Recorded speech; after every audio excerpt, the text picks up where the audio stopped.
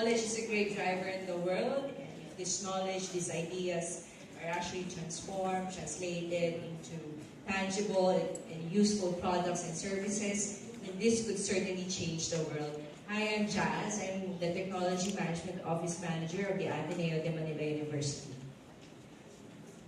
So this is our logo, our name, our promise. We are the Technology Management Office, and I believe that we are technology movers. We aim to help and support our academe in moving their research, their ideas from the lab to the market. We also aim to instill a culture of entrepreneurship and IP awareness among our academe. So if you look at our logo, it's actually a combination of the innovations made in the Ateneo, mainly from the chemistry, biology side, and also from electronics and engineering. So how do we help move your innovation? We do this by offering various services in your roadmap to commercialization. From research and innovation generation, like having technopreneurship workshops, IP clinics, to IP and market evaluation through IP search, valuation, market validation, data management, and up until IP protection through patent drafts, IP consultation, application, and of course through commercialization, maybe through startups or licensing, sale, or spin-offs. And lastly, we'll also like to help in the post-deal management of revenues and royalties. So we would like to engage in our customers. We would like to serve as a bridge, as a beacon between the researchers and scientists of the Ateneo, specifically those from the School of Science and Engineering, to the world, through communities, industries, other universities, the government, investors, and students. So this is our team. I'm the TMO manager, and the Innovation and Technology Support Office Manager, Dr. Benji Chan, and the Ateneo Innovation Center Manager, Engineer Carlos Opus, would also be a part of the team. So we would like to help our scientists in their IP protection, prosecution, in business development, and in technology transfer. So the TMO sits very well within the current organizational structure of the Ateneo. We are housed under the School of Science and Engineering, which has 400 faculty members, 250 of which are very research active. So the TMO is very unique that it would deal with technology transfer, while ITSO would be more on the IP prosecution and AIC on idea generation. So why did the Ateneo build a TMO? Well, basically this is the reason, because the Ateneo would like to sustain the external research budget that it gets, specifically from the government, which is about 50 to 70 million per year. And as an RDI, a Research and Development Institute, the Ateneo is required through the Philippine Technology Transfer Act of 2009 to bring those research ideas to market, to industry, for the benefit of Filipinos through new products and services and revenues given back to the government. So if we do not commercialize our IP, we would have reduced funding. And basically, because of this, just this year in February, the Board of Trustees of the Ateneo has approved the intellectual property policy, and with that is the building of the TMO. So the Ateneo has a number of projects which need support for commercialization. For now, we are actually targeting projects funded by the government, but aside from that, we also saw 30 more potentially patentable and commercially viable technologies. So just this year, we got funding from the DOST Fisher, and that would actually kickstart the TMO, specifically in infrastructure development and department engagement. And we wish to hold different workshops, market validation, and at least one license in a year or so, until we could actually sustain ourselves and probably in 5 years offer our services beyond the School of Science and Engineering. So basically, if you're interested to know what our scientists are up to, what research technologies they're looking into, they're working on, please do contact us. And if you have problems that you wish and you wish to talk to our researchers, scientists, and maybe we could help, then please contact me. Thank you.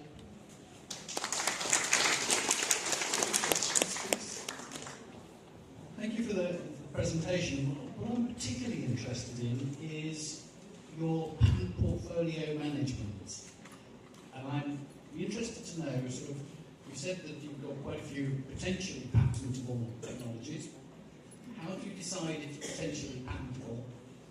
And then at the other end, if you maintain patents, there's a cost. So there has to be a point at which you say, well, we thought this was patentable, we thought it was a worthwhile patent to hold. We're going to lose it from the portfolio now because it doesn't seem to be as exciting as we thought. So that sort of portfolio management. Yeah, initially because we had funding from the government, we would be looking into and prioritizing the projects that were funded by that agency. Thereafter, because the TMO, well, I'll not just be working on my own, I'll also be working with ISO and AIC. We would be sitting down as a decision-making unit, look into the technologies, and rate them accordingly, like, okay, this would be for patent, let's say, this would be for utility model, copyright. So there would be a screening of some sort. It's not like if we all have those technologies, we would protect them, because it is costly. And of course, we would also consider, is it for local patents only, is it for PCT, etc. And then, not only that, we would also look into the future plans. Is it like, does it have commercial potential as well? Because if so, what business model would be suitable to this? So it's not an easy decision, and it's really, it would be a lot of talking, a lot of researching to be done before we decide on which to pursue and which not to pursue. Any other questions from the audience? If I could just ask an ancillary to that, which is that this takes you into the area that many technology transfer officers face, which is establishing patent policies so that your decisions are driven by certain rules which you maybe develop over time. But again, how far have you progressed with that aspect of the office? Well, if you look at the ADMU's portfolio, unfortunately, we just had, I guess, one patent granted. And that was like years ago, like so many years ago. So this is like fairly new again to the ADMU, and everyone is just basically starting from zero. Yeah, we do have an IP policy. And because this was made by a legal person, and we are not legal consultants as well. So this must be worked with our legal consultant, because she is this expert, of course, in patenting. Right. One last question from the audience, sir, please. Thank you.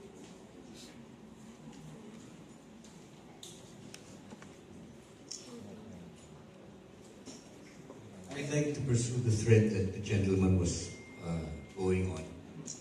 I think this sequencing of Lasal preceding Ateneo in the presentation triggers some interesting possibilities. For one, I thought that the difficulty of the Philippines breaking into the international markets is that most of our products are really commodity. We have neither the excellence in terms of quality and presentation, nor the branding that will carry us to become a commercial success. And yet, I noted from the various presentations that there's a lot of emphasis on agricultural research but not as much on the more closely market aspects of.